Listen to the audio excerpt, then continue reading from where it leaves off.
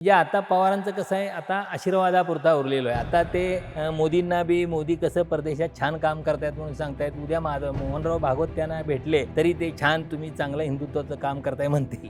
म्हणजे मला त्यात काही शंका वाटत नाही. एवढ्यापर्यंत शरद पवार आता ते त्या अवस्थेला पोहोचलेले आहेत. खरंच शरद पवार पुन्हा पलटी मारण्याच्या तयारीत आहेत किंवा सत्तेसोबत जाण्याची शरद पवारांची काही तयारी चालू आहे का? शरद पवारांनी मोदींचं सुद्धा अलीकडेच कौतुक केलं. तटकरे रायगडमध्ये डॉन आहेत का? रायगडमध्ये डॉन आहेत, पण राज्याच्या पातळीवर त्यांचा आधार अजितदादा होता. ते गेल्यानंतर त्यांच्या दृष्टीने राजकीय भवितव्याचा प्रश्न आहे. त्यामुळे हे सगळे व्यक्तिगत दुःख राजकीय सगळा त्यांना ते शॉकमध्ये आहेत, ते जाणवतं. दादा होते तोपर्यंत पक्षाची मांडणी काय असेल याची स्पष्टता होती. आता दादा गेल्यानंतर आम्हाला सगळ्याच गोष्टींची पुनर्मांडणी करायची आहे. मला वाटतं हा पुनर्मांडणीचा काळ आता 4 महिने होत आले, त्यामुळे तो जवळ आलेला आहे. त्यामुळे या काळात जे काय घडलं, मला वाटतं ते फार कुणी काय त्याचे फार भविष्यातल्या राजकारणावर काय परिणाम होतील असं वाटत नाही. ऑडिओ क्लिपच्या संदर्भात म्हणजे त्या संदर्भात इतक्या वावड्या उठत आहेत, म्हणजे कोण अधिकृत कोण आहे, कुणी ऐकली. अजितदादांचा संदर्भ देऊन सांगतात की अजितदादांनी ऐकली होती, मग त्यांनी बाकी गोष्टी सुरू केल्या होत्या, मग नंतर पार्थला ऐकवली, सुनेत्रा वहिनींना ऐकवल्या, मग ते आहे, पण ते कुणी ऐकवली, त्यात तपशील काय आहे, कोण पटेलांचं नाव घेते, कोण तटकरेंचं नाव घेते. ती शरद पवार मोदींचं कौतुक करतायत, सुप्रिया सुळे मोदींचं कौतुक करतायत, रोहित पवार इकडं उलटा सूर लावलेला आहे, जयंत पाटील काय करतायत त्यांना माहीत नाही. म्हणजे बाकी कोण ते टोपेंच्या पासून इतर नेते मंडळी ही कुठं आहे, त्या पक्षातले 10 आमदार आहेत ते कोण आहेत, शोध घ्यायला पाहिजे. पार्थ पवारांना दीर्घकाळ राजकारण करायचं असेल तर अशा पद्धतीनं राजकारण करता येणार नाही. हे चालणार नाही त्यांचं अशा प्रकारचं राजकारण. त्याचं कारण असं की तुम्हाला जर असं राजकारण करायचं असेल तर त्याची समोर येऊन तुम्हाला जबाबदारी घ्यावी लागेल. बरोबर. तुम्ही पडद्याच्या पाठीमागून काहीतरी राजकारण करणार आणि त्याचं खापर सुनेत्रा वहिनींच्यावर सगळं येणार. तुम्ही काही निर्णय घेणार आणि त्याचं उत्तरदायित्व सुनेत्रा वहिनींच्यावर, हे नाही चालणार.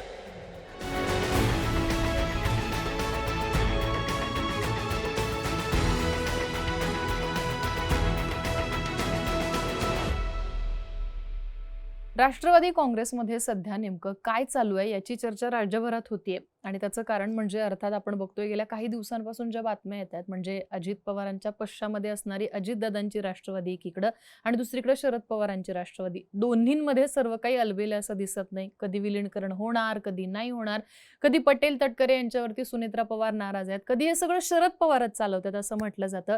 एकंदरीतच राष्ट्रवादीच्या गोटात काय घडतंय या सगळ्याविषयी आपण आज चर्चा करणार आहोत. माझ्यासोबत आज ज्येष्ठ राजकीय विश्लेषक विजय चोरमारे सर आहेत. सरांचा राष्ट्रवादीचा खूप जवळून अभ्यास आहे. सर, एकंदरीतच सध्याचं चित्र आपण जे बघतोय, तर सुरुवात आपण अजित पवारांच्या राष्ट्रवादीपासून करूयात. गेल्या काही दिवसांमध्ये आपण बघतोय की प्रफुल्ल पटेल आणि सुनील तटकरे यांच्यावरती कुठेतरी पक्ष नेतृत्व म्हणजे ज्या अध्यक्ष आहेत सुनेत्रा पवार त्या नाराज आहेत असं म्हटलं जातंय आणि हे सगळं पार्थ पवार करतायत असंही म्हटलं जातंय. नवं एक नेतृत्व उदयाला येतंय आणि त्यांच्या माध्यमात हे घडतंय. ऑडिओ क्लिप व्हायरल झालेली, जी खरं तर लोकांपर्यंत नाही पोहोचली, ती त्यांनी ऐकली असं म्हटलं जातंय. ज्यात अजितदादांविषयी कोणीतरी काहीतरी बोललं होतं आणि मग कार्यकारिणीमध्ये नाव नसणं, मग नाव येणं, मग पद नसणं, हे नेमकं काय घडतंय अजितदादांच्या राष्ट्रवादीमध्ये? नमस्कार. खरं तर अजितदादा पवार यांचं अपघाती निधन झाल्यानंतर ज्या काय घटना राष्ट्रवादी काँग्रेसमध्ये घडत आहेत, त्या घटनांच्याकडे मी तर अशा दृष्टीने बघतो की बाबा हा सगळ्यांच्यासाठीच गोंधळाचा काळ आहे.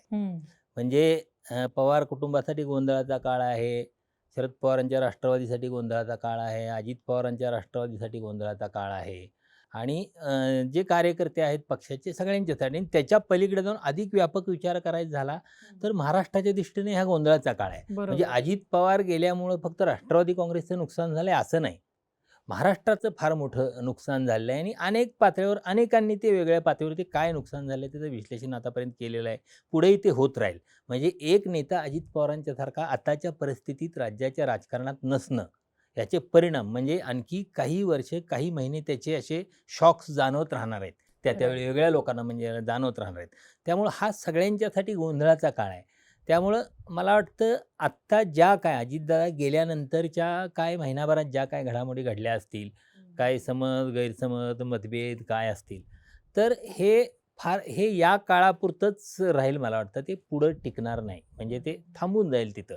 कारण सगळ्यांना एक स्थिरस्थावर झाल्यानंतर जवळपास 3 महिने होऊन उलटून गेले आहेत, 4 महिने होतील आता. पण लवकरच त्या सगळ्या गोष्टी हे करून एक नवी म्हणजे आज सुनील तटकरेंची जी पत्रकार परिषद झाली, त्यात पत्रकार परिषदेत तटकरेने असं म्हटलंय की पुनर्मांडणी, संघटनात्मक करायची आहे. पुनर्मांडणी हा शब्द फार योग्य शब्द त्यांनी वापरला की आणि त्यांनी स्पष्टीकरण असं दिलं की पुनर्मांडणी म्हणजे दादा होते तोपर्यंत पक्षाची मांडणी काय असेल याची स्पष्टता होती. बरोबर. आता दादा गेल्यानंतर आम्हाला सगळ्याच गोष्टींची पुनर्मांडणी करायची आहे. मला वाटतं हा पुनर्मांडणीचा काळ आता 4 महिने होत आले, त्यामुळे तो जवळ आलेला आहे. त्यामुळे या काळात जे काय घडलं मला वाटतं ते फार कोणी काय त्याचे फार भविष्यातल्या राजकारणावर काय परिणाम होतील असं वाटत नाही. कारण आतापर्यंत आपण महाराष्ट्राच्या राजकारणाचा जरी इतिहास बघितला तर एकमेकांच्यावर प्रचंड कुरघोड्यांचं राजकारण केलेले, अत्यंत वाईट म्हणता येईल अशा प्रकारचं राजकारण केलेले राजकीय नेतेसुद्धा वेगवेगळ्या निमित्तानं पुन्हा काही छोट्या मोठ्या घटनांच्या निमित्तानं एकत्र येतात. राजकारणात म्हटलं जातं कुणीच कुणाचा कायमचा शत्रू नसतो आणि मित्र नसतो. आणि इथं तर ही सगळी मंडळी अजित पवारांच्या बरोबर म्हणजे अजित पवारांनी शरद पवार यांच्यासारख्या नेत्याला सोडून स्वतंत्रपणे जाण्याचा निर्णय घेतला. त्यावेळी शरद पवार यांच्यासारख्या नेत्याला सोडून अजित पवारांच्या बरोबर जाण्याचा निर्णय घेतलेली मंडळी आहे ती. तटकरे असतील, पटेल असतील किंवा आणखी त्यांच्याबरोबरची बरोबर. सगळीच मंडळी असतील. त्यामुळं विचारानं ती एक मंडळी आहेत. त्यामुळे मला वाटतं या सगळ्या गोष्टी जे काही आत्ताची तात्पुरती वादळं आहेत, रूळ बदलताना गाडी जरा खडखड होते ना, तर मला वाटतं हा रूळ बदलतानाची हा खडखडाट जरा आहे आणि तो खडखडाट थांबून एकदा रुळावर गाडी आली की सगळ्या गोष्टी व्यवस्थित होतील असं मला या ह्याच्यात वाटतं. आता मुद्दा यातल्या ज्या संशयास्पद जागा आहेत आणि त्या संदर्भातलं स्पष्टीकरण नजीकच्या काळात होईल नाही होईल मला माहीत नाही. म्हणजे सुरुवातीला 16 फेब्रुवारीला तटकरे पटेल यांनी निवडणूक आयोगाला दिलेलं पत्र, त्यानंतर सुनेत्रा पवारांनी दिलेलं पत्र आणि नंतर निवडणूक आयोगाकडे दिलेली कार्यकारिणीची जी यादी आहे ती यादी त्या संदर्भात तटकरे त्या संदर्भातही बोललेत की ते विषय आमच्या पातळीवर आता स्पष्ट झालेले आहेत आणि सगळ्या शंका वगैरे होत्या त्या दूर झालेल्या आहेत आणि आम्ही सगळं नव्यानं पुन्हा सुरुवात करू आहोत. आमच्या पातळीवरचे जे काही मतभेद, गैरसमज होते ते सगळे गैरसमज मिटलेले आहेत असं तटकरेंनी स्पष्ट केलेलं आहे. त्यामुळे मला वाटतं आता कसं होईल त्यातल्या कितीही गोष्टी आपण उकरत बसलो तर काहीतरी निघत राहील. आता यातली एक त्या ऑडिओ क्लिपच्या संदर्भातला साधा मुद्दा आपण घेऊया. ऑडिओ क्लिपच्या संदर्भात म्हणजे त्या संदर्भात इतक्या वावड्या उठत आहेत. म्हणजे कोण अधिकृत कोण आहे, कुणी ऐकली, अजितदादांचा संदर्भ देऊन सांगतात की अजितदादांनी ऐकली होती, मग त्यांनी बाकी गोष्टी सुरू केल्या होत्या, मग नंतर पार्थला ऐकवली, सुनेत्रा वहिनींना ऐकवल्या, मग ते आहे पण ते कुणी ऐकवली, त्यात तपशील काय आहे, कोण पटेलांचं नाव घेते, कोण तटकरेंचं नाव घेते. मला वाटतं अशा ऐकीव गोष्टींच्यावर काय फार आपण चर्चा करण्यात वेळ घालवू नये. कारण ज्या संदर्भात आपल्याला ठोसच काही नाही तर आपण का उगीच ऐक्यू असा आहे मग ते ऑडिओ क्लिपमुळे वाद झाला. आपल्याला ठोस माहिती नाही तोपर्यंत आपण मला वाटतं जास्त बोलणं त्या संदर्भात योग्य ठरणार नाही. पण आज तटकरेंच्या पत्रकार परिषदेनंतर बऱ्यापैकी गोष्टी स्पष्ट झाल्या आहेत की मधल्या काळातल्या सगळ्या गोष्टींच्यावर पडदा टाकून पुढे जाण्याचा निर्णय घेतलेला आहे. आता एक गोष्ट लक्षात घ्यायला पाहिजे, म्हणजे आता यात पुन्हा मी सांगतो हे तटकरेंच्या बाजूने स्पष्ट झालेलं आहे. आक्षेप आहेत ते तटकरे आणि पटेल दोघांच्या संदर्भात आहेत. पटेल अजून काहीही बोललेले नाहीत. म्हणजे ते स्पष्टीकरण येणं आवश्यक आहे. मला वाटतं ते सगळं आल्यानंतर गोष्टी स्पष्ट होतील. पण आता या सगळ्यामध्ये सातत्याने आपण बघतोय की जेव्हा पटेल आणि तटकरे यांच्याविषयी काही गोष्टी बाहेर येतात तेव्हा सातत्याने असं म्हटलं जातं की पार्थ पवार यांच्या नेतृत्वात काही गोष्टी घडतायत किंवा पार्थ पवार काही निर्णय घेतात. जसं आम्ही बोलबिडूवरती सुद्धा एक स्टोरी केली होती की ओल्ड गार्ड म्हणजे ही जी काही जुन्या नेत्यांची फळी आहे त्यांना घेऊन अजित पवार बाहेर पडले होते. त्यांनी शरद पवारांना सोडलेलं होतं. आता त्या नेत्यांना सोडून खरंच पार्थ पवारांना असं काही करणं शक्य आहे का? पक्ष बांधणं किंवा जसं तुम्ही आज म्हणाला सुनील तटकरे म्हणाले की आमच्यामध्ये ते चालू आहे, चर्चा झालेली आहे. तर या सगळ्या नेत्यांना घेऊनच पार्थ पवारांना जर राजकारण करायचं असेल तर करावं लागेल का? त्यांच्यापुढे तसा पर्याय आहे का की यांना घेऊन किंवा यांना न घेता असा? इथं मला एक गोष्ट स्पष्टपणे दिसते, म्हणजे इथं स्पष्ट व्हायला पाहिजे की आता नेतृत्व सुनेत्रा पवारांच्याकडे आहे. म्हणजे सुनेत्रा पवार उपमुख्यमंत्री या अर्थानं सरकारमधल्या नेत्या त्या आहेत आणि राष्ट्रीय अध्यक्ष म्हणून पक्षाच्या संघटनेच्या नेत्यासुद्धा त्या आहेत. त्यामुळं जे काय घडतंय, जे काय होतंय त्याची जबाबदारी सुनेत्रा पवारांच्यावर येते. बरोबर. त्यामुळं पार्थ पवारांनी केलं असं म्हणता येणार नाही. पण खरं काय आहे की या सगळ्या निर्णय प्रक्रियेत पार्थ पवार हे महत्त्वाची भूमिका बजावत आहेत आणि मला वाटतं हा आताच नाही भविष्यात सुद्धा हा एक राष्ट्रवादी काँग्रेस पक्षाच्या दृष्टीनं वादाचा गंभीर मुद्दा होऊ शकतो. त्याचं कारण असं, की आता तुम्हीच ज्याचा उल्लेख केला, की ही सगळी मंडळी अजितदादांच्या बरोबर काम केले आहेत. बरोबर. म्हणजे आपण सुनील तटकरेंचा जर विचार केला तर सुनील तटकरे काँग्रेसमधून राष्ट्रवादी काँग्रेसमध्ये येण्याची त्यांची प्रक्रिया सुरू होती, त्या पहिल्या दिवसापासून शरद पवारांनी त्यांना सांगितलं अजितदादांना भेटा. तिथपासून आजपर्यंत अजित पवार आणि सुनील तटकरे म्हणजे हे एकाचा स्वतंत्रपणे न विचार होता. अजितदादा आणि सुनील तटकरे दोघं एक अशा पद्धतीने विचार झाले. म्हणजे पहाटेच्या शपथविधीचा तो जो काळ होता तो काळ सोडला तर तटकरे हे कायम दादांच्या बरोबर आहेत.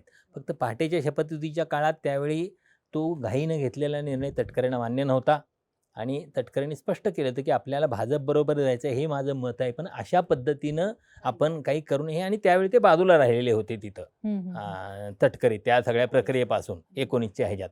पण सुरुवातीपासून म्हणजे गेली जर आपण 99 हे राष्ट्रवादीची स्थापना त्याच्या आधीपासूनच साधारण पण ते 25 वर्षांपेक्षा जास्त काळ आपण म्हणू तर 25 वर्षापेक्षा अधिक 3 दशक मला वाटतं हा काळ आहे. तर या 30 वर्षांचा त्यांचा दोस्ताना होता अगदी शेवटच्यापर्यंत. म्हणजे आत्तासुद्धा म्हणजे ठीक आहे राजकारण काय असेल पण दादा गेल्याच एखाद्या चेहऱ्यावर तटकरेंच्या चेहऱ्यावर बघा अजूनसुद्धा दादा गेल्यानंतर एखाद्या व्यक्ती दुःखातून बाहेर आलं हे दिसत नाही.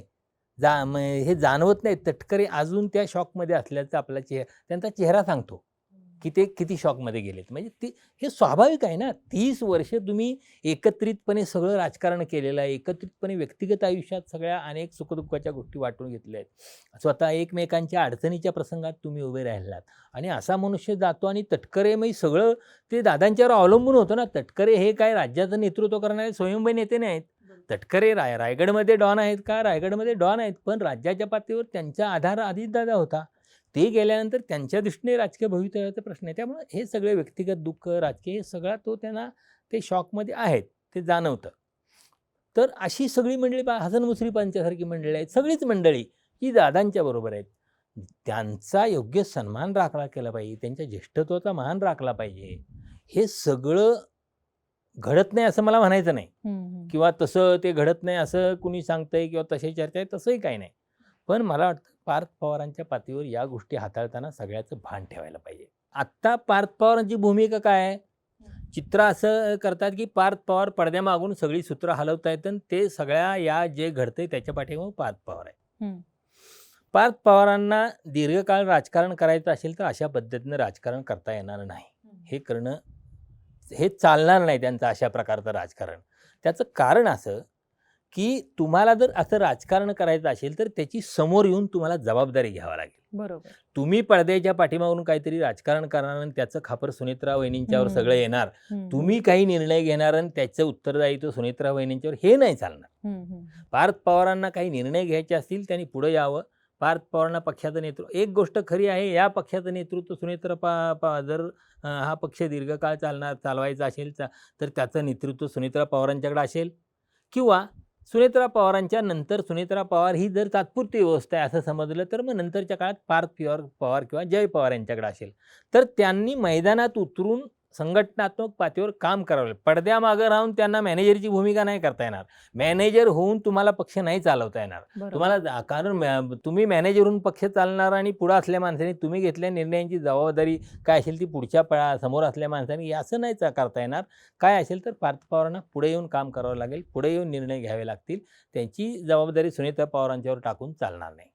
आत्ता तुम्ही सुनील तटकरेंचा उल्लेख केलात की कशा पद्धतीनं त्यांचा चेहरा आहे, त्यांचे हावभाव, जसं तुमचं ऑब्झर्वेशन आहे हे की तुम्हाला असं वाटतं की अजूनही ते त्या दुःख्यात आहेत. पण आपण जर बघितलं तर अजित पवारांच्या जाण्यानंतर ज्या काही घडामोडी घडल्या जितक्या वेगानं घडल्या म्हणजे सुनेत्रा वहिनींनी उपमुख्यमंत्री होणं असेल किंवा मग पक्षाचा निर्णय असेल, विलिनीकरण थांबणं असेल, या सगळ्यामध्ये सुनील तटकरे आणि प्रफुल्ल पटेल या दोघांना आरोपीच्या पिंजऱ्यात उभं केलं गेलं की त्यांच्यामुळे काही दादांचा अपघात त्यांच्यामुळे घडला असं नाही, पण या सगळ्यामागे कुठेतरी षडयंत्र आहे का, हे पक्षावर ताबा मिळवतायत का, आणि विशेष करून रोहित पवारांचा त्याच्यामध्ये जास्त सहभाग होता. कारण दादांच्या अपघाती मृत्यूवरती सातत्यानं ते प्रश्न उपस्थित करतात. अगदी ते या सगळ्याचा संबंध तटकरे पटेलांपासून ते अशोक खरातपर्यंत जोडतायत. तर या सगळ्यामध्ये सुनील तटकरे आणि प्रफुल्ल पटेल हे विलन झालेले आहेत. स्वाभाविक आहे.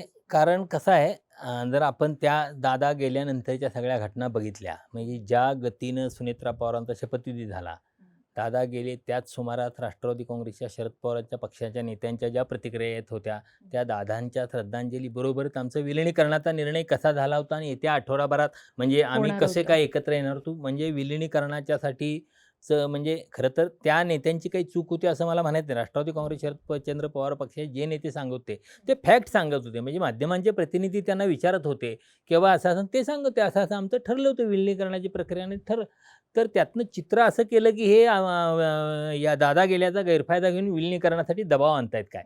तशी परिस्थिती नव्हती ती. ते फॅक्ट सांगत होते. पण तसं एक चित्र निर्माण व्हायला लागलं, की आता सुप्रिया सुळे, शरद पवार पक्षावर ताबा घेत आहेत का काय.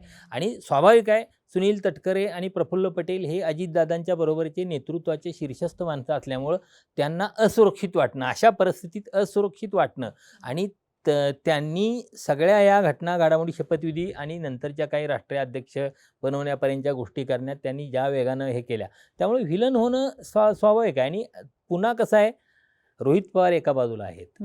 ते ज्या बाजूला आहेत, ज्या राजकीय बाजूला आहेत आणि कौटुंबिक बाजूला आहेत, त्या आणि त्यानंतर त्या ज्या पद्धतीनं रोहित पवारांनी या अजितदादांच्या विमान अपघाताचा विषय चालू ठेवला, त्याचा पाठपुरावा केला आणि आत्तापर्यंत त्याचा ते सातत्यानं पाठपुरावा करतायत. मग त्यात खरात आहे, तर खरातचा विषय हे मला त्यात ते फार म्हणजे थुकरट पातळीवरचं ते राजकारण आहे असं मला वाटतं. म्हणजे ते ठीक आहे, तपासात सिद्ध झालं तर आपण त्यावर विश्वास ठेवू. कारण आत्ता कशाशी एक संबंध जोडून जोडला कुणाला जातो. तरी व्हिलन करायचं, कुणाला तरी टार्गेट करायचं, हे काय एकूण म्हणजे आत्ताचं महाराष्ट्राचं राजकारण चाललंय त्याला शोभेचं असलं तरीसुद्धा महाराष्ट्राच्या राजकीय परंपरेला शोभेचं नाही, शोभणारं नाही ते, असं मला व्यक्तिशः वाटतं. त्यामुळे त्या तपशिलात जायला नको. कारण कोळसा उगाळेल तेवढा काळाचा असं ते आहे. पण एक गोष्ट आहे, रोहित पवारांनी हे सगळं लावून धरणं आणि त्याच वेळी हे सगळं करत असताना मी मगाशी म्हटलं, की कोण कुठल्या रोहित पवार ज्या बाजूला आहेत, रोहित पवार विरोधकांच्या बाजूला आहेत, लक्षात घ्या. त्यामुळं ते आक्रमकपणे करतायत. तटकरे आणि पटेल हे सत्ताधारी पक्षात आहेत. तर याचा संदर्भात काही म्हणजे अजितदादांच्या अपघातावर संदर्भात शंका उपस्थित करणे म्हणजे थेट सरकारच्या संदर्भात प्रश्न विचारणं आहे, केंद्र सरकारच्या संदर्भात काही संशय व्यक्त करणं आहे. म्हणजे केंद्रीय विमान वाहतूक मंत्रालयापासून सगळ्याच गोष्टी त्यात इन्व्हॉल्व्ह होतात ना. तर हे सत्ताधारी पक्ष म्हणजे सुनेत्रा पवार आणि पार्थ पवार यांनी सुद्धा त्या संदर्भात फारसे म्हणजे चर्चा केलेली आहे, सीबीआयच्या बरोबर. सीबीआयच्या व्यतिरिक्त, मागणीचं हो, पत्र, हो. याच्या व्यतिरिक्त त्यांनी सुद्धा ते काही फार गोष्टी म्हणजे फार केलेलं नाहीये. कारण बरोबर. ते ज्या बाजूला आहेत त्या बाजूला हम्म. त्यांना मर्यादा आहेत, हे लक्षात हम्म. घ्यायला पाहिजे आपण. बरोबर. त्या ह्याच्यात त्यामुळं त्यांनी त्या मर्यादेत, कारण असं या ह्याच्यासाठी मग तुम्हाला पर्याय काय होतो, सत्ता सोडून बाहेर पडा. हे शक्य आहे का? आजच्या काळात एक राजकीय पक्ष असताना, उभा असताना कुणीतरी शरद पवारांचा पक्ष त्या बाजूला असता आणि असं घडलं असतं, तिथं तरी शक्य होतं का ते? मला वाटत नाही, प्रॅक्टिकली शक्य नव्हतं असं होणं. त्यामुळे मला वाटतं प्रत्येकजण आपापल्या मर्यादात वागतोय.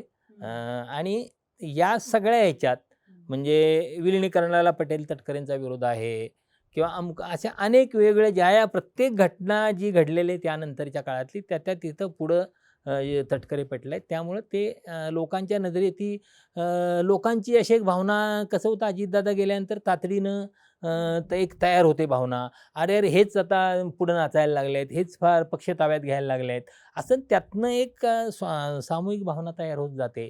रोहित पवार त्यानिमित्तानं काही आरोप करतात आणि मग आपोआप ते व्हिलन त्यांना बनवण्याचा प्रयत्न होतो.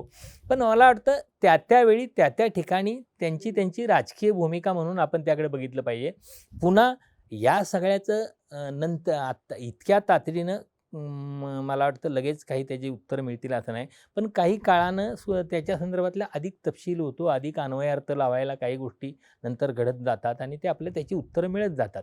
त्यामुळे आपण आता लगेच त्रयस्थपणे बोलताना रोहित पवारांनी त्यांना आरोपीच्या पिंजऱ्यात उभं केलं म्हणून आपण त्यांना आरोपीच्या पिंजऱ्यात उभं करावं असं मला वाटत नाही. असं आपण ऑब्झर्व करत राहावं, काय घडतंय, कसं घडतंय. कारण आत्ता सगळ्या गोष्टी बारीक-सारीक ऑब्झर्व करत राहणं, मला वाटतं त्या नोंद ठेवणं हे महत्त्वाचं आहे. कारण या छोट्या-छोट्या नोंदीसुद्धा भविष्यात या सगळ्यांचा अन्वयार्थ लावायला उपयोगी पडणार आहेत आपल्याला. आता सर, या सगळ्या प्रक्रियेमध्ये किंवा एकंदरीतच महाराष्ट्राच्या राजकारणात फक्त राष्ट्रवादी पुरतंच नाही, सगळ्यात महत्त्वाचं नाव आहे ते म्हणजे शरद पवारांचं. साधारणतः अजितदादांच्या निधनानंतर जेव्हा त्यांच्या अपघातावर शंका घेण्यात आली, तेव्हा ती कुठलीही शंका नाहीये असं सांगणारे शरद पवारच होते. आणि मग त्याच्यानंतर सुद्धा रोहित पवारांनी कितीही आरोप केले असले तरी शरद पवारांनी स्वतःहून त्याला कधीच दुजोरा दिला नाही किंवा या सगळ्या गोष्टींना पाठिंबा समोरून येऊन तरी दिला नाही. आणि त्याच्यानंतर आता आपण बघतोय की राष्ट्रवादी काँग्रेस अजित पवार पक्षामध्ये इतक्या सगळ्या घडामोडी घडतायत आणि त्याच्यामध्ये सुनील तटकरे आणि प्रफुल्ल पटेल जाऊन शरद पवारांना भेटतात. त्याच्यानंतर शरद पवार कुठंतरी या दोघांविषयी चांगलं बोलतात आणि मग त्याच्यानंतर राष्ट्रवादी काँग्रेस शरद पवार पक्षाचे एक बैठक होते, त्याच्यामध्ये रोहित पवार नसतात, मग त्याच्यामध्ये विलिनीकरणाचा मुद्दा परत चर्चेला येतो. तर एकंदरीत शरद पवारांच्या मनात आता काय चाललेलं असू शकतं आणि शरद पवारांची पुढची राजकीय वाटचाल तुमच्या अनुभवातून तुम्हाला काय दिसते? खरंच शरद पवार पुन्हा पलटी मारण्याच्या तयारीत आहेत किंवा सत्तेसोबत जाण्याची शरद पवारांची काही तयारी चालू आहे का? शरद पवारांनी मोदींचं सुद्धा अलीकडेच कौतुक केलंय. पहिली गोष्ट, शरद पवार काही पलटी मारतील किंवा शरद पवार काही भाजपसोबत जातील किंवा असं मला अजिबात वाटत नाही. कारण एक गोष्ट शरद पवारांच्या संदर्भात आतापर्यंत किमान गेल्या 99 पासून, आपण फार मागं आधीचा काळ जाऊ दे, 99 पासून आता गेल्या 27 वर्षाचा आपण विचार केला तर 2700 वेळा शरद पवार भाजपसोबत जातील अशा अनेक संपादकांनी, अनेक त्यांच्या राजकीय हितचिंतकांनी शंका व्यक्त केलेल्या आहेत, अंदाज व्यक्त केलेले आहेत, पण शरद पवार गेलेले नाहीत. एक लक्षात घ्या, भारतीय जनता पक्षाच्या सोबत म्हणजे सत्तेत भागीदारी आणि निवडणुकीत युती न करणारे देशात 2च पक्ष आहेत. एक लालू प्रसाद यादव यांचा राष्ट्रीय जनता दल आणि दुसरा शरद पवार यांचा राष्ट्रवादी काँग्रेस पक्ष. शरद पवारांनी अप्रत्यक्षरित्या भारतीय जनता पक्षाला वेळोवेळी मदत केली असेल, पण शरद पवारांनी सत्तेतली भागीदारी आणि निवडणुकीतली युती याबाबत भारतीय जनता पक्षापासून अंतर ठेवलेलं आहे आणि ही त्यांची राजकीय भूमिका हे आपल्याला लक्षात घ्यावं लागेल. म्हणजे ही लक्षात घेऊनच म्हणजे आपल्याला सवंगपणे त्यांच्या संदर्भात बोलता येणार नाही. कारण त्यांनी त्यांच्या राजकीय चारित्र्यात हे नोंदलेलं आहे की त्यांनी नाही भारतीय जनता पक्षासोबत तडजोड केलेली. म्हणजे त्यांनी जे 78 साली पुलोतचं सरकार स्थापन केलं त्यावेळी लोक आरोप करतात की त्यावेळी शरद पवारांच्या सरकारमध्ये जनसंघाचे लोक होते. जनसंघाचे लोक होते पण जनसंघ म्हणून नव्हते, त्यावेळी जनता पक्ष होता आणि जनसंघ जनता पक्षात विलीन झालेला होता.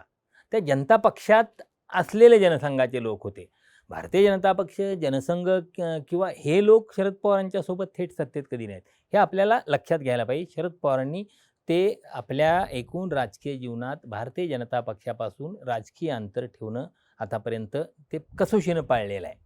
त्यामुळं आता अखेरच्या काळात ही जी आपली भूमिका आहे, शिवशाहू फुले आंबेडकरांची भूमिका, ती भूमिका सोडून अखेरच्या काळात शरद पवार अशी काही तडजोड करतील अशी मला शक्यता आतासुद्धा वाटत नाही.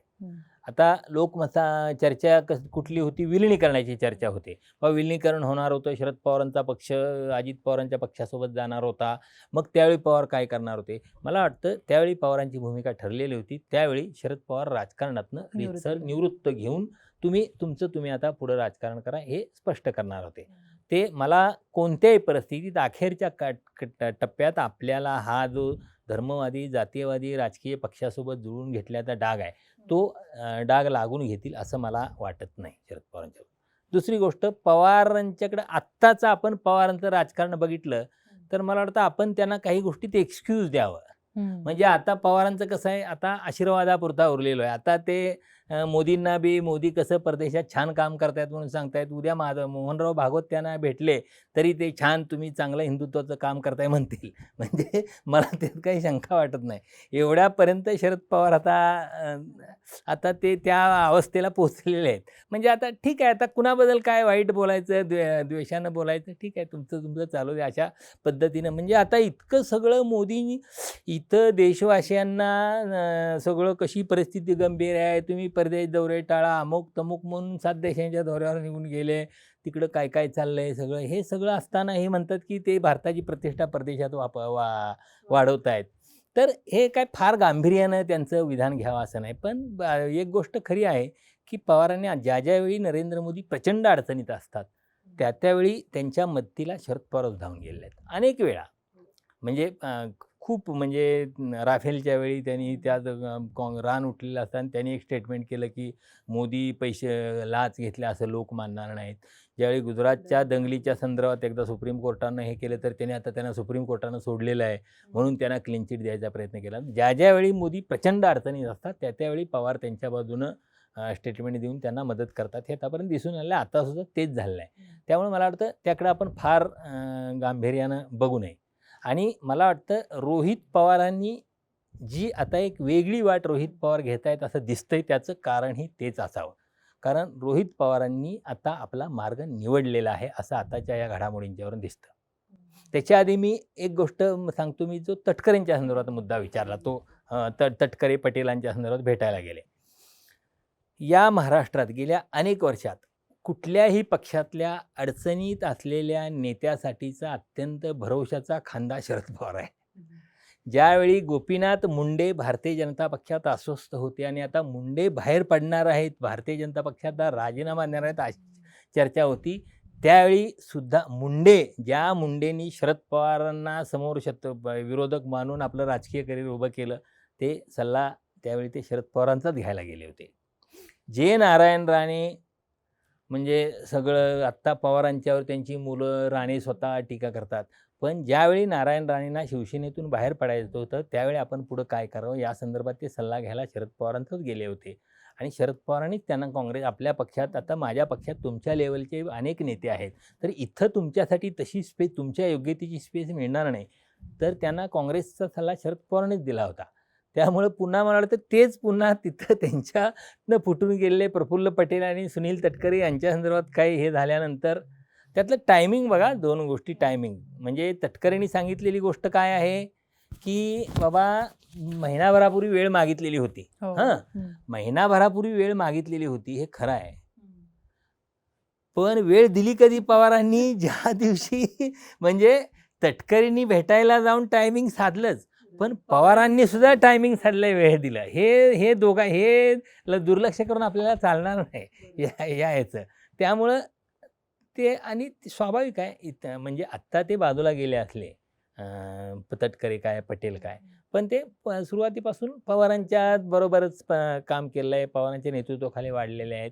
त्यामुळं आता मधल्या काळात ती कटुता असणं स्वाभाविक असणार आहे. आता तेवढे मोकळे संबंध नसणार आहेत.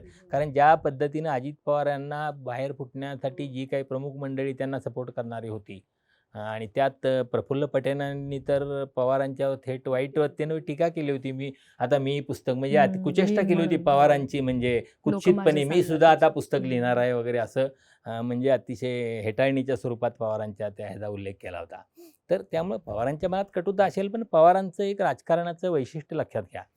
पवार आपल्या निष्ठावान किंवा जवळच्या नेत्यापेक्षा आपल्या विरोधातल्या नेत्याला खूप विश्वास देतात. कधीही नेहमी आतापर्यंत त्यांचं राजकारण म्हणजे त्यांच्यावर प्रचंड टीका केला, त्यांचा प्रचंड विरोधक किती होते ते त्याला अत्यंत आदरानं आणि अत्यंत प्रेमानं वागवतात.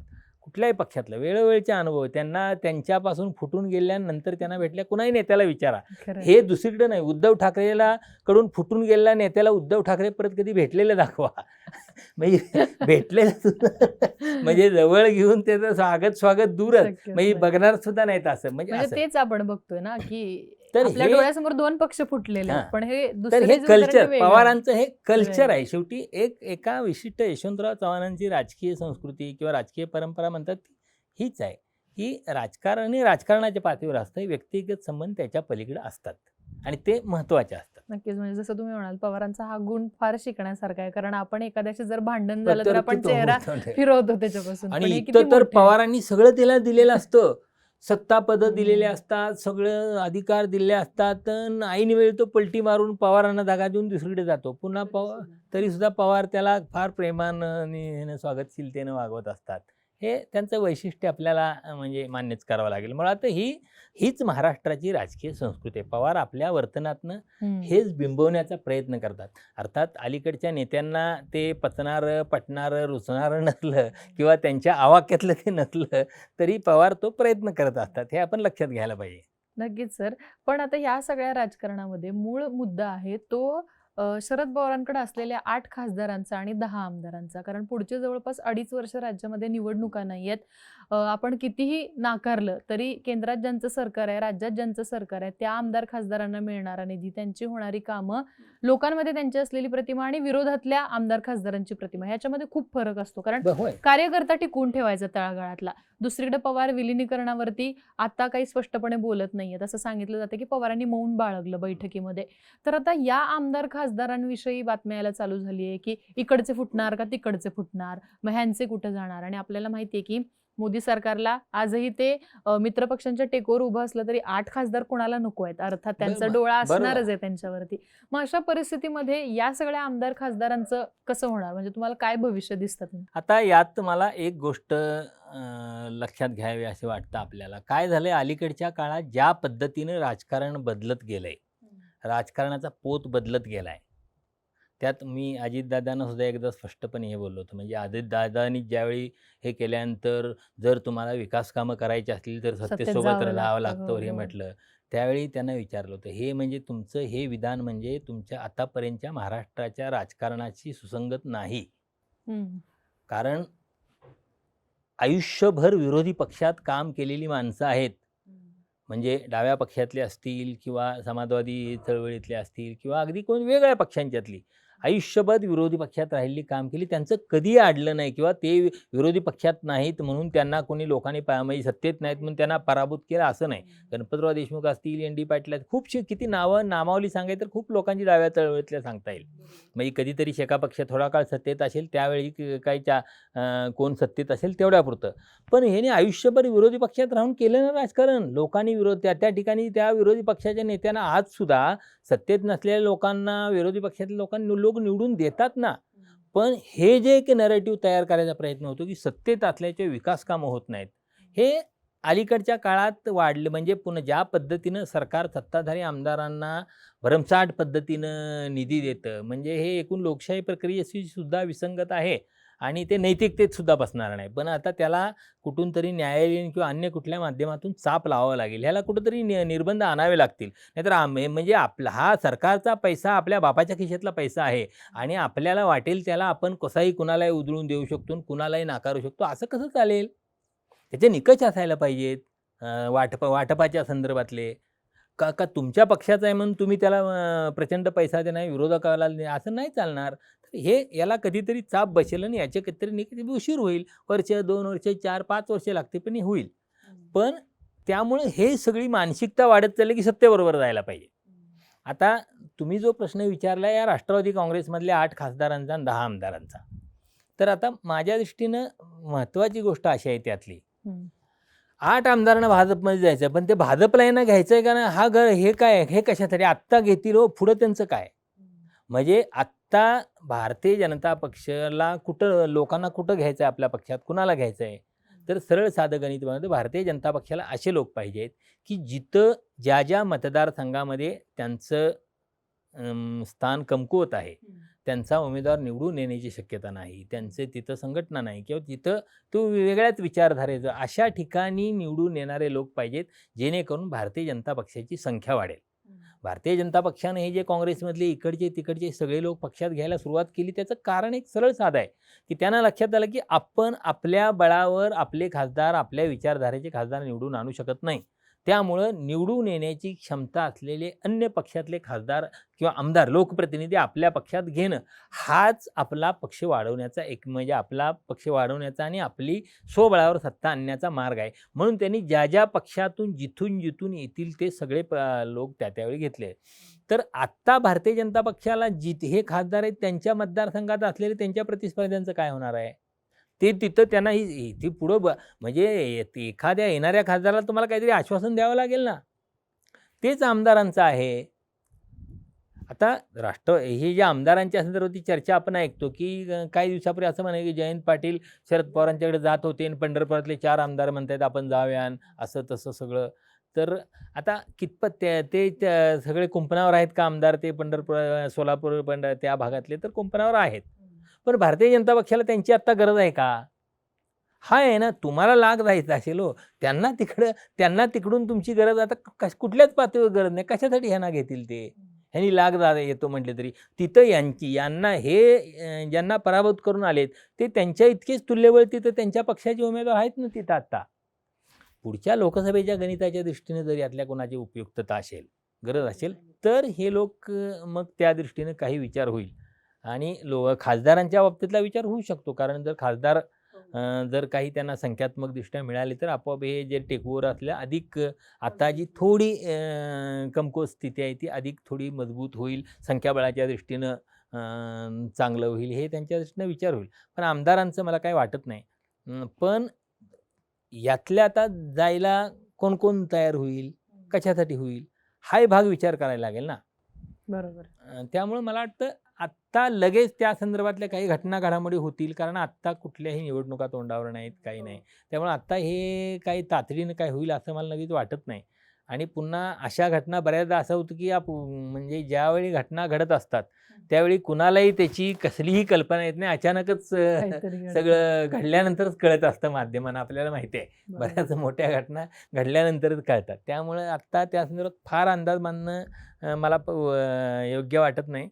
पण हे सुरू राहील, हे चर्चा फक्त सुरू आहेत. ऑपरेशन टायगर, ऑपरेशन घड्याळ, ऑपरेशन तुतारी, ह्या चर्चा. दुसरं नाही तर आत्ता काय होतं, आता असलं काहीतरी एक वाशी कुठलीही बातमी सोडली की TV चॅनलचा एक दिवस सुरू होतो, वृत्तवाहिन्यांचा एक दिवस साजरा होतो असं. मग ते काय, मग दुसऱ्या तो काय काल काय झालं आता म्हणजे आता साधी म्हणजे विषय, मी काल कुठंतरी एक अशी हे वाचली की बाबा हे अजित पवारांच्या पक्षातले काही आमदार शरद पवारांच्या पक्षात जायला इच्छुक, अशी वेडेपणाचा हा वेडेपणाचा कळस आहे.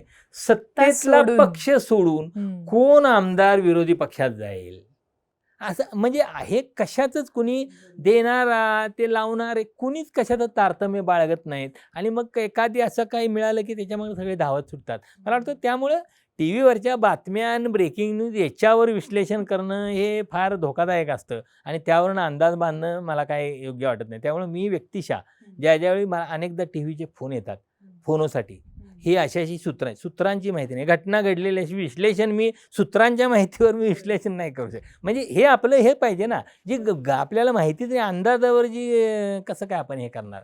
तर असं सगळं आता हवेतल्या गोष्टी खूप चालल्या असतात.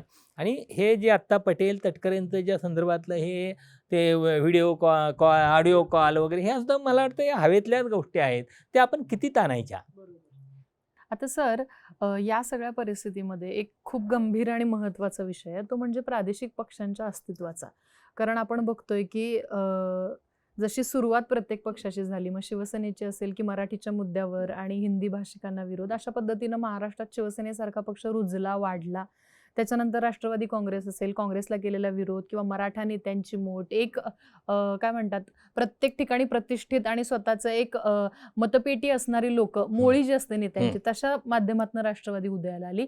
पण आज जर आपण ज्या पद्धतीनं पक्षाची शक्ल झालेली आहेत, शिवसेना एकनाथ शिंदे गटाची विचारधारा पाहिली तर भाजपशी खूप मिळती जुळती आहे. ज्यांना भाजपात जाता येत नाही ते शिंदेकडे जातात, ज्यांना एखाद्या दुसऱ्या पक्षात जाता येत नाही ते इकडे जातात, असं खूप सारं स्ट्रक्चर दिसतंय. विचारधारा कुठल्याही पक्षामध्ये तितक्या स्ट्रॉंगली आपल्याला दिसत नाही. अशा परिस्थितीमध्ये महाराष्ट्रासारख्या राज्यामध्ये, ज्या राज्यानं प्रादेशिक पक्षांचं अस्तित्व इतकी वर्ष खूप चांगल्या पद्धतीने टिकवलं, खूप राज्यांसाठी उदाहरण आहे महाराष्ट्र, असं असताना सुद्धा काय वाटतं तुम्हाला, काय भविष्य दिसतं तुम्हाला प्रादेशिक पक्षांचं? एंड ऑफ आयडिओलॉजी ही गोष्ट साधारण 60-70 वर्षापूर्वी मांडलेली आहे. पण आत्ता आपल्याला हे महाराष्ट्राचं गेल्या काही वर्षातलं राजकारण बघितलं की ती कशी पार रसातळाला गेलेली आहे. विचारधारा नावाची गोष्ट राजकारणात पूर्ण कशी संपुष्टात आलेली आहे हे आपल्याला दिसतं. आता मी काही दिवसापूर्वी एक लेख राष्ट्रवादी काँग्रेस संदर्भात लिहिला होता की राष्ट्रवादी काँग्रेस म्हणजे अजितदादा गेल्यानंतर 3-4 दिवसांनी त्या आठवड्यातच लिहिला होता की राष्ट्रवादी काँग्रेसची महाराष्ट्राच्या राजकारणात गरज आहे का. आणि त्यात मी स्पष्टपणे म्हटलं होतं की राष्ट्रवादी काँग्रेस नावाचा पक्ष, दोन्ही पक्ष हे महाराष्ट्राच्या राजकारणात नामशेष झाले तरी सुद्धा महाराष्ट्राच्या राजकारणावर त्याचा तिळमात्र फरक पडणार नाही. हे इतकं थेटपणे त्यापाठी कारण काय होतं, राष्ट्रवादी काँग्रेस पक्ष हा निर्माण झाला काँग्रेसमधून फुटून निर्माण झाला. म्हणजे शरद पवारांनी सोनिया गांधींच्या विदेशी जन्माचा मुद्दा उपस्थित केल्यानंतर त्यांना निलंबित केलं आणि त्यानंतर त्यांनी तो पक्ष स्थापन केला. पण शरद पवार सुरुवातीपासून सांगत आले आहेत की आपल्या कार्यकर्त्यांच्या मेळाव्यात, पक्षाच्या बैठकीत सातत्याने सांगत असतात, आपला पक्ष राष्ट्रवादी काँग्रेस पक्ष आहे. आपल्या पक्षाच्या नावात काँग्रेस आहे, हे लक्षात घ्या. आपली परंपरा नेहरू गांधींच्या काँग्रेसची आहे. म्हणजे तो काँग्रेसच्या विचारधारेचा पक्ष आहे. त्या पक्षातला एक मोठा भाग भारतीय जनता पक्षासोबत गेला. म्हणजे जी नेहरू गांधींची विचारसरणी सोडली, अर्थात अजितदादा तिथं होते. आता अजूनसुद्धा त्या पक्षाची नेते मंडळी शिवशाहू फुले आंबेडकरांची विचारधारा सांगतात. चांगलीच गोष्ट आहे, स्वागत करायला पाहिजे. म्हणजे त्याची आपण कुचेष्टा करू नये. पण अजितदादा कुठल्या परिस्थितीत गेले होते, त्या पक्षातले नेते कुठल्या परिस्थितीत गेले, महाराष्ट्राला माहिती आहे. म्हणजे कशा रीतीने केंद्रीय यंत्रणांचा वापर भारतीय जनता पक्ष करतो, कशा रीतीने विरोधकांना यंत्रणांच्या दबावाखाली आणून आपल्याकडे घेतो, हे सगळं माहिती आहे. त्यातून तिकडे गेले होते. एका अपरिहार्य परिस्थितीत त्यांच्यापुढं पर्याय उरला नव्हता आणि त्यामुळं ते तिथं गेलेले. अजितदादा आणि त्यांचे सहकारी तिकडे गेले होते. सत्ता हा त्याचा उद्देश नव्हता. सगळ्यांना म्हणजे हे ओपन आहे, त्यात काय छुपं काही नाही. तर अशा परिस्थितीत तिकडे गेल्यानंतर अजितदादांनी सुद्धा विचारधारा टिकून ठेवली होती. त्याचं उदाहरण मी सांगतो. त्यांचे जे 2 प्रवक्ते होते, अमोल मिटकरी आणि सूरज चव्हाण, हे सातत्यानं भारतीय जनता पक्ष किंवा हिंदुत्ववादी राजकारण याच्या विरोधात सातत्यानं उघडपणे बोलत होते आणि त्याला अजितदादांचा सपोर्ट होता. ते म्हणजे त्या सपोर्टशिवाय ते बोलू शकत नव्हते. ही आपली लाईन सोडायची नाही. ही लाईन धरून अमोल मिटकरी, सूरज चव्हाण सातत्यानं बोलत होते. ती अजितदादांची लाईन होती. आता सुद्धा सुनेत्रा पवारांनी अगदी पहिल्या भाषणात सुद्धा मला वाटतं शिवनेरीवरच्या केलेली आम्ही शिवशाहू फुले आंबेडकरांची विचारधारा घेऊनच पुढे जाणार. आज तटकरेसुद्धा तेच म्हणलेत, आम्ही हीच विचारधारा घेऊन पुढे. पण तरीसुद्धा हे किती सांगत असले तरी आता ते भारतीय जनता पक्षासोबत आहेत हे विसरून चालणार नाही. आणि त्यामुळं ते भारतीय जनता पक्षाची विचारधारा पुढे नेण्याला हातभार लावत आहेत, हे लक्षात येतं. हा नंबर 1 भाग. म्हणजे तो जी हेतू काँग्रेसचा तो बाजूला गेला. आणि शरद पवारांच्या राष्ट्रवादी काँग्रेस पक्ष त्यांना काय करायचं आहे सुचेच ना. म्हणजे तो राष्ट्रीय पक्ष आहे का सोशल नेटवर्किंगची काय संघटना आहे की काय व्हॉट्सअप ग्रुप आहे, हे काहीच म्हणजे म्हणजे त्या पक्षातल्या नेत्यांनाही काय अंदाज आहे ना, हे आपलं आहे काय. म्हणजे ही शरद पवार मोदींचं कौतुक करतायत, सुप्रिया सुळे मोदींचं कौतुक करतायत, रोहित पवार इकडं उलटा सूर लावलेला आहे, जयंत पाटील काय करतायत त्यांना माहीत नाही. म्हणजे बाकी कोण ते टोपेंच्या पासून इतर नेते मंडळी ही कुठं आहे, त्या पक्षातले 10 आमदार आहेत ते कोण आहेत, शोध घ्यायला पाहिजे. शशिकांत शिंदेसारखा एक मनुष्य आहे, सरळ मार्गी मनुष्य आहे, तो आपलं त्याच्या काही मर्यादा पुन्हा त्यांच्यावर सुद्धा या मधल्या काळात अनेक सगळी म्हणजे या बदल्या परिस्थितीत दबाव असल्यामुळे त्यांनाही काही ठोसपणे बोलणं किंवा ठोसपणे काही हे करणं शक्य नव्हतं. तर मग असा पक्ष जो तिकडं भारतीय जनता पक्षासोबत अजित पवारांच्या पक्षासोबत जायला तयार होता, मग ठीक आहे ना, मग तुम्ही तुमची विचारधारा सोडलेली आहे, तुम्ही भारतीय जनता पक्षाला मदत करताय, मग ठीक आहे ना, मग भारतीय जनता पक्षाला लोकांना मतं देऊ नये. तुम्हाला कशाला मतं द्यायला पाहिजे? तुमची काय गरज आहे महाराष्ट्राच्या राजकारणात?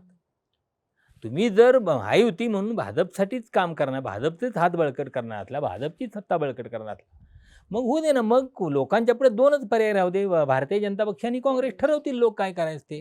तुमची आवश्यकता नाही, असा त्या पाठीमागचा उद्देश होता. आता विलीन करण्याच्या विषयावर शशिकांत शिंदेनी काल सांगितलं की बाबा आमच्या दृष्टीनं तो विषय संपलेला आहे, आम्ही स्वतंत्रपणे चालणार आहे, पण ते तुमच्या कृतीतनं दिसायला पाहिजे.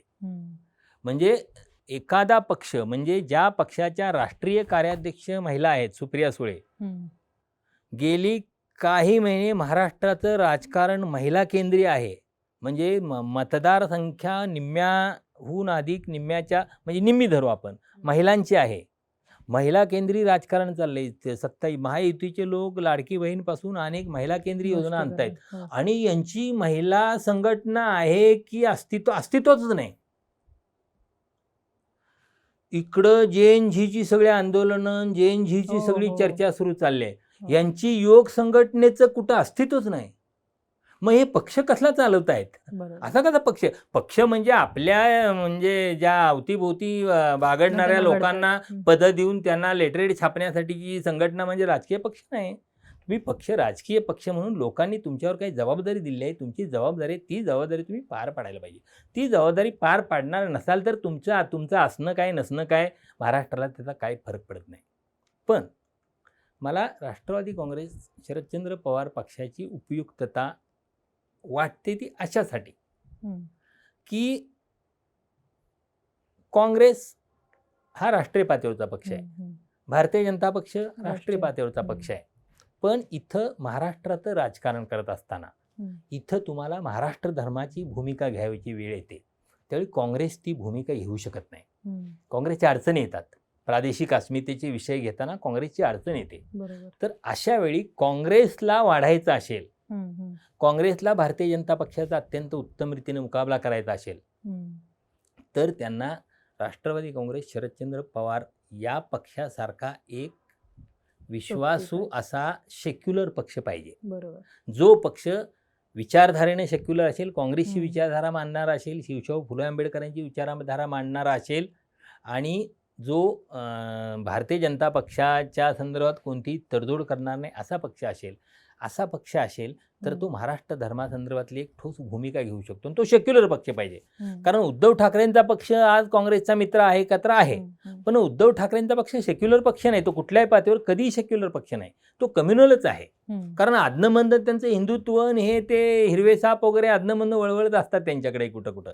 त्यामुळं त्या पक्षाचे कितीही केलं, जो प्रबोधनकारांचा वारसा सांगितला, काय केलं तरीसुद्धा शिवसेना उद्धव ठाकरेंची सुद्धा हे पूर्णपणे धार्मिक भूमिका हे करू शकत नाही. त्या अर्थाने ती काँग्रेसची अशी एकजीव असलेला असा पक्ष ठरू शकत नाही. त्यासाठी त्यांना शरद पवार यांच्या राष्ट्रवादी काँग्रेस पक्षासारखा एक सहकारी महाराष्ट्रात आवश्यक आहे. आता आपण मूळ प्रश्नाकडे येऊ, म्हणजे प्रादेशिक पक्षांचं भवितव्य काय असेल. प्रादेशिक पक्षांचं भवितव्य राहणारच आहे. कारण आपण गेले काही आता तमिळनाडूचं निवडणूक बघितलं. तमिळनाडूचं राजकारण हे पूर्णपणे प्रादेशिक अस्मितेवर चाललेलं असतं. तिथं विजय निवडून आला, तो सुद्धा प्रादेशिक अस्मितेचा विषय घेऊन. कारण DMKची त्याच्या कुठल्या ह्याच्यात सुद्धा जाहीरनाम्यात सुद्धा फारसा फरक नव्हता. नीटपासून सगळं भाषेच्या आग्रहापर्यंत सगळ्या गोष्टी त्यांच्या त्याच होत्या. महाराष्ट्रात सुद्धा गेल्या काही काळात ज्या पद्धतीनं त्रिभाषा सूत्र लावायचा प्रयत्न, हिंदीची सक्ती लावायचा प्रयत्न झाला वगैरे, या गोष्टी पुन्हा एकदा स्थानिक अस्मितेचे प्रश्न ऐरणीवर यायला लागलेले आहेत. आणि या प्रश्नांच्या मध्ये काँग्रेस पक्ष ठोस भूमिका घेऊ शकत नाही. तर अशा वेळी प्रादेशिक अस्मितेचे प्रश्न घेण्यासाठी प्रादेशिक पक्षांची आवश्यकता आहे. पण हे पक्ष लोकांच्या जाऊन काम करणारे पक्ष असावे लागतील. बरोबर. सोशल मीडियावरून पक्ष चालवता येणार नाही. राज ठाकरे यांच्या पक्षाला महाराष्ट्रात फार मोठी संधी होती, फार मोठी स्पेस होती, पण त्यांनी ती संधी घेण्याचा कधीही प्रयत्न केला नाही. म्हणजे त्यांनी कधीही गंभीरपणे राजकारण केलं नाही. राज ठाकरे यांचं राजकीय आकलन उत्तम आहे. राज ठाकरे राजकीय नेते म्हणून व्यापक समूहाला अपील होणारे नेते आहेत. राज ठाकरे स्पष्टपणे भूमिका घेत असतात. राज ठाकरे रॅशनल भूमिका, काही ठीक आहे, काही त्यांच्या भोंग्या अधूनमधून गोंधळ असतोच तो, म्हणजे भोंग्याच्या भूमिका असेल किंवा अन्य कुठल्या ज्यावेळी अशी येते त्यावेळी गपलत असते, पण तरीसुद्धा जास्तीत जास्त रॅशनल राहण्याचा ते प्रयत्न करत असतात. कुंभमेळा आणि तत्सम तिथल्या आंघोळी संदर्भातली त्यांचे म्हणजे कर्मकांडांच्या संदर्भातली एक विरोधातली त्या संदर्भात त्यांची स्पष्ट भूमिका असते. पण फेसबुकवर पोस्ट लिहून, ट्विटरवर पोस्ट लिहून पक्ष नाही वाढत. तुम्ही ती एक गरज आहे लोकांच्या मध्ये. एक ज्यावेळी संभ्रमाची भूमिका असते त्यावेळी असं काहीतरी एखाद्या माणसानं पुढे येऊन असं ठोसपणे मांडण्याची गरज असते, ती आवश्यकताच आहे. पण तुम्हाला राजकीय पक्ष चालवायचा असेल तर 12 महिने 24 तास काम करावं लागेल. तुमच्या पुढं नरेंद्र मोदी आणि अमित शहा यांचं उदाहरण आहे 24 तास राजकीय मोडवर असलेल्या ह्याच्यात. तर अशा काळात तुम्ही राजकारण करतायत. अशा काळात राजकारण करताना निवडणुका जवळ आले की तुम्ही पक्ष संघटनेच्या मिटिंगा घेणार आणि टी व्हीवर तुम्ही सतत एक 4-8 दिवस दिसलं म्हणून पक्ष वाढत नसतो. टी व्हीवर सतत दिसलं म्हणून काही तुमचा प्रचार होत नसतो किंवा लोकांच्यावर तुमचा प्रभाव पडत नसतो किंवा तुमच्या सभांमधून तुम्ही फार प्रभावी मुद्दे मांडले म्हणून त्याचा प्रभाव पडत नसतो. तुम्हाला संघटनात्मक मांडणी करावी लागेल. मला वाटतं अजूनसुद्धा त्या दृष्टीने राज ठाकरेंनी काही पावलं टाकली नाहीत, काही पावलं पडलेली नाहीत. आपण आशा बाळगूया की अजून वेळ आहे. आता मग आपला 2-3 वेळा उल्लेख झाला की नजीकच्या काळात कुठल्याही मोठ्या निवडणुका नाहीत. ही खरं तर सगळ्याच पक्षांच्यासाठी मोठी संधी आहे संघटनात्मक बांधणी करण्यासाठी. त्या दृष्टीने त्यांनी काही प्रयत्न केले तर निश्चितपणे राज ठाकरेंच्या पक्षासाठी स्पेस राहील. दुसरा पक्ष कुठला आहे तो उद्धव ठाकरेंची शिवसेना. उद्धव ठाकरेंची शिवसेना या पक्षानं मला वाटतं या मधल्या ज्या स्थानिक स्वराज्य संस्थांच्या निवडणुका आहेत या निवडणुकांच्या मध्ये महाविकास आघाडीतल्या पक्षांचा मोठा अवसानघात केलेला आहे. हो. कारण ज्या पद्धतीनं आपण बघितलं हम्म, हम्म. हे सगळीकडे भारतीय जनता पक्षाला यश मिळालं. एक गोष्ट हम्म, लक्षात घ्यायला पाहिजे की जो महाराष्ट्रातला सगळा नागरी भाग आहे, मेट्रो सिटीज असतील किंवा मोठी शहरं असतील किंवा अगदी छोटी शहरं असतील, हम्म. नगरपालिकेची शहरं असतील, या सगळ्या शहरांच्या मध्ये कुठेही काँग्रेस राष्ट्रवादीचं फारसं अस्तित्व नाही. तिथं नागरीकरण वाढले, तिथं भारतीय जनता पक्ष आहे, एक तिथं शिवसेना आहे. हे दोनच पक्ष आहेत. बरोबर, काँग्रेस हो. राष्ट्रवादी फार जिथं अगदीच तिथला नेता कोण काही अपवादात ठिकाणी जर मूळ नेता ताकदवान असेल तर त्यानं तिथं लातूरसारख्या ठिकाणी बाबा लातूरसारख्या शहरात असेल तर तिथं काही ताकद असू शकेल त्यांची, तिथला स्थानिक नेता ताकदवान असेल तर. पण अन्य ठिकाणी तशी परिस्थिती नाही. अशी परिस्थिती असताना उद्धव ठाकरेंनी या सगळ्या महापालिका मुंबईच्या बाहेर काहीच केलं नाही. उद्धवराजांनी मुंबईत सभा फार घेतल्या तर मुंबईतही फार सभा घेतल्या नाहीत. हो. म्हणजे त्यांनी इतकी जीवन अस्तित्वाची सगळं केली आपल्या लढाई मुंबईची. असताना हो. सुद्धा त्यांनी तिथं स्टेक लावला. तिथं मुंबईत सुद्धा स्वतःला झोकून दिलं नाही. बाकी ठाणे पुणे बाकी सगळं तर त्यांनी वाऱ्यावर सोडून दिलं. हे त्यांनी त्यांच्या पक्षाचं नुकसान केलंच. पण महाविकास आघाडी म्हणून त्यांची जर महाराष्ट्रात त्यांनी जिथं जिथं आपल्या महापालिका आहेत त्या सगळीकडे जर आपले जर पायाला भिंगरी बांधून काम केलं असतं तर आणखी काही महापालिका महाविकास आघाडीला आल्या असत्या. पण त्यांनी तेही केलं नाही. त्यामुळं मला वाटतं महाविकास आघाडीचं सुद्धा मोठं नुकसान झालं. असं नाही चालत. म्हणजे मला आदित्य ठाकरे हे 2019च्या काळात सुरुवातीला फार गंभीर राजकारणी वाटत होते. म्हणजे ज्या काळात हे सरकार बनण्याची प्रक्रिया चालली होती, शिवसेने दृष्टीने खूप कठीण प्रसंग होते, त्या काळात ज्या पद्धतीने ते माध्यमांना सामोरे गेले, ते ज्या गंभीरपणे त्यांनी माध्यमांना सगळं हँडल केलं होतं आणि एकूण सगळ्या परिस्थितीत सगळी हाताळली होती, तर ते सगळं बघितलं तर खूप अपेक्षा वाटत होत्या. किंवा नंतर पक्ष फुटल्यानंतर सुद्धा त्यांनी राज्यभर दौरा काढून खूप राज्यभर वातावरण केलं होतं. पण नंतर सगळं असंच चाललंय, सगळं सोशल मीडियानं तिथलं मुंबईतल्या पातळीवर चाललंय. तुम्हाला असं नाही राजकारण करता येणार. कारण पुन्हा सांग, तुमच्या पुढं नरेंद्र मोदी, अमित शहांचं उदाहरण आहे आणि महाराष्ट्रात पुन्हा देवेंद्र फडणवीसांचं बघताय तुम्ही. या काय पद्धतीने देवेंद्र फडणवीस हे करतायत.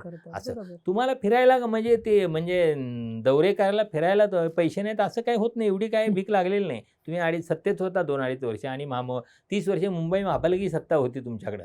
त्यामुळे तुम्ही किमान महाराष्ट्राचे नीट उत्तम रीतीने तुमच्या ऐपतीला साजेसे चांगले दौरे सतत करू शकता, फिरू शकता. अशी काही एवढी वाईट प्रयत्न आहे ना, तर हे नाही. तुम्हाला त्यासाठी खूप त्रास सहन करावा लागतो. पवारांना, तुम्हाला शरद पवारांची असं उठबस असते तुमची, त्यांच्याकडनं समजून घ्या काय करायला लागतं महाराष्ट्र पिंजून काढायचं म्हणजे. तर हे कुठेही गांभीर्य उद्धव ठाकरेंच्याकडे दिसलं नाही. आता समजू आपण त्यांच्या प्रकृतीच्या काय अडचणी असतील, पण आदित्य ठाकरेंची काय अडचण आहे. तुम्ही राजकारणात बाबत आपण गंभीर आहोत हे गांभीर्य दाखवायला पाहिजे. कुणाला तरी आपल्या आवडत्या एका व्यक्तीला खासदारकीची उमेदवारी मिळवून देण्यापुरतंच तुमचं राजकारण, तिथलं राजकारणातलं फार आग्रह दिसायला लागतात. हे बरोबर लक्षण नाही. तर मला वाटतं यांच्या वाढीतल्या या अडचणी आहेत. म्हणजे संधी आहे का तुम्हाला महाराष्ट्राच्या राजकारणात? स्पेस मोठी आहे. महाराष्ट्राला प्रादेशिक असं या भारतीय जनता पक्ष असेल किंवा काँग्रेस असेल, यांना या प्रादेशिक पक्षांच्या मदतीशिवाय, सहकार्याशिवाय स्वतंत्रपणे सत्ता स्थापन करता येणार नाही. म्हणजे आता आपण एवढे वर्ष भाजपला अजूनही वाटत असेल अजून आता आमच्या एवढ्या 134 जागा आहेत, आम्ही बाहेरच्या अजून 25 निवडून घेऊ आणि 16 होणार नाही, शक्य होणार नाही. त्यांना कोणतरी एक मित्र पक्षाशिवाय सत्ता स्थापन करता येणार नाही. त्यामुळं मला वाटतं या प्रादेशिक पक्षांनी पण यांनी जर हातपायच गळटले यांनी काही केलंच नाही, हाय लोकांची गरज आहे म्हणून असं समज. जसं काँग्रेसच्या लोकांना वाटतं की लोक भाजपला कंटाळतील, आपल्याला मतं देतील, असं नाही होणार ना. तुम्ही पर्याय उभा करायला पाहिजे. जिथं आता महापालिका निवडणुका बघा, जिल्हा परिषद निवडणुका बघा, जिथं जिथं काँग्रेसच्या नेत्यांनी पर्याय दिले तिथं तिथं काँग्रेसला यश मिळाले. कोल्हापूरला सतेज पाटलांनी पर्याय दिला, तिथं यश मिळालं. अमरावतीला यश मिळालं म्हणजे सत्ता मिळाली असं नाही. तुम्ही तिथं 45-55 या ह्याच्यात किंवा 40-60 या ह्याच्यात टक्केवारीपर्यंत जागा मिळवून तिथली सत्ता काबीज केली. यशोमती ठाकूरांनी अमरावतीत ताकद लावली, तिथं त्यांना यश मिळालं. लातूरला आपण अमित देशमुखांचं बघितलं, तिथं त्यांना चांगलं यश मिळालं. सांगलीला विशाल पाटलांनी काही प्रयत्न केले, तिथं त्यांना यश मिळताना दिसतं. तर तुम्हाला स्पेस आहे का? आहे. लोकांना कुणीतरी रस्त्यावर उतरून आपल्यासाठी लढतोय असा नेता हवाय. आणि आता मला वाटतं या काळात, आजच्या काळात असं भान फक्त रोहित पवार या एकट्या नेत्याकडे आहे. म्हणजे त्यांच्या अन्य काही दुर्गुणांची आपण चर्चा करू शकू, पण आजच्या परिस्थिती जर आपण हम्म, गेल्या हम्म. काही दिवसांनी बघितली तर हम्म, आपल्याला आपली लढाई रस्त्यावर उतरूनच करावी लागेल याचं पुरेपूर भान रोहित पवारांना आहे. आणि हम्म. मला वाटतं त्या दृष्टीनं त्यांनी एक पुढचं आपलं उद्दिष्ट समोर ठेवून विरोधाची स्पेस पेस आणि ओळखून त्यांनी त्या दृष्टीनं स्पष्ट केलं. माझ्या दृष्टीनं व्यक्तिगत मला एक समाधानाची गोष्ट कुठली वाटते की त्यांनी स्पष्ट केलं की मी कोणत्याही कुठल्या परिस्थितीत बाजूला राहणार भारतीय जनता पक्षासोबत पक्षासोबत जाणार जाणार नाही हे त्यांनी स्पष्ट केलं. मला वाटतं अशाही एका हम्म. नेत्याची गरज होती. हम्म, पण पुन्हा तुम्हाला महाराष्ट्राचा नेता व्हायचा असेल तर तुम्हाला रॅशनल असायला पाहिजे. हम्म, रॅशनल असल्याशिवाय महाराष्ट्र तुम्हाला नेता म्हणून स्वीकारत नाही. म्हणजे नेता म्हणून स्वीकारणं याचा अर्थ तुम्ही जास्त जागा निवडून आणणं असं नव्हे. हम्म. नाहीतर मग देवेंद्र फडणवीसांनी 134 जागा निवडून आणल्या म्हणून महाराष्ट्रानं त्यांना नेता म्हणून स्वीकारला असा त्याचा अर्थ होत नाही. नेता जो असतो तो सगळ्यांना सोबत घेऊन जातो. सगळे मग ते विरोधी पक्षातले लोक हम्म, असतील, हम्म. विविध जाती धर्मातले विविध घटकांच्यातले लोक असतील, अल्पसंख्य असतील, सगळे हम्म. म्हणजे तुमच्या राज्यात राहणारे सगळे लोक त्यांनाच सोबत जाऊन घेण्याची भूमिका तुमची असेल तर तुम्हाला लोक नेता मानतात. तुम्ही विद्वेषाचं राजकारण करणार असाल, हम्म. तुम्ही विशिष्ट आम्ही ठराविक लोकांना वगळून आम्ही निवडणूक जिंकण्याचं राजकारण करून तेवढ्यापुरतं जिंकण्यापुरतं समूह गोळा करून राजकारण करणार असाल तर तुम्ही नेते होऊ शकत नाही महाराष्ट्राचे. हे लक्षात घ्यायला पाहिजे मला वाटतं. आणि पुन्हा रॅशनल अशा अर्थानं म्हणतो की पुन्हा मला रोहित पवारांच्याकडे काय दिसतं, वाराणसीच्या घाटावर गेले, कामाख्या देवीला गेले, असं नाही चालणार. तुम्हाला रॅशनल राहावं लागेल. तुम्ही याचा अर्थ तुम्ही धार्मिक गोष्टी या तुमचा व्यक्तिगत भाग आहे. हम्म. त्या तुम्ही कशा पाळाव्या, कामाख्या देवीला जावं, कुठं शिर्डीच्या बरोबर. साईबाबाला जावं, अक्कलकोटला जावं की आणखी कुठं जावं, वाराणसीला जावं, हा तुमचा भाग आहे. पण तुम्ही त्याचं प्रदर्शन करून कशासाठी मिरवता? तिथं तुम्ही ह्या क्लिअर गोष्टी करावं लागेल. टाळायला लागेल. या गोष्टी स्पष्ट कराव्या लागतील आणि तुम्ही रॅशनल आहात, विज्ञाननिष्ठ आहात हेच दाखवावं लागेल. कृतीतनं दाखवावं लागेल, बोलून नाही. तरच महाराष्ट्र तुम्हाला नेता म्हणून स्वीकारेल. नक्कीच सर. मला वाटतं आपण अगदी राष्ट्रवादी काँग्रेस दोन्ही पक्षांपासून सुरुवात केलेली होती आणि त्यानंतर आपण प्रादेशिक पक्ष असतील किंवा महाराष्ट्राचं राजकारण असेल या सगळ्या अनुषंगानं चर्चा केलेली आहे. तर साधारण आज आपण बोलबेडू चर्चेच्या माध्यमातून राष्ट्रवादी काँग्रेसमध्ये दोन्ही पक्षांमध्ये नेमकं काय चालू आहे हे समजून घेण्याचा प्रयत्न केला. ज्या पद्धतीनं प्रत्येक नेत्याबद्दल ज्या काही गोष्टी सध्या सोशल मीडियावर असेल बातम्यांमध्ये येत असतात त्याच्यामागे नेमकं काय आहे राजकारण हे सुद्धा समजून घेण्याचा प्रयत्न केला आणि प्रादेशिक पक्षांचं भविष्य सरांच्या विश्लेषणातनं कशा पद्धतीनं महाराष्ट्रातल्या विरोधकांना आणि प्रत्येक प्रादेशिक पक्षाला स्वतःची स्पेस ओळखून त्याच्यासाठी काम करण्याची गरज आहे हे सुद्धा सरांनी खूप छान पद्धतीने मांडलेलं आहे. तर साधारण आजच्या या व्हिडिओमधली जी चर्चा आहे ती तुम्हाला कशी वाटली आम्हाला कमेंट बॉक्समध्ये प्रतिक्रिया लिहून नक्की कळवा. अशा चर्चा तुम्हाला बघायला आवडतील का हे सुद्धा कळवा आणि अशाच व्हिडिओजसाठी मुलाखतीसाठी बोलबिडूच्या यूट्यूब चॅनलला नक्की सबस्क्राईब करा.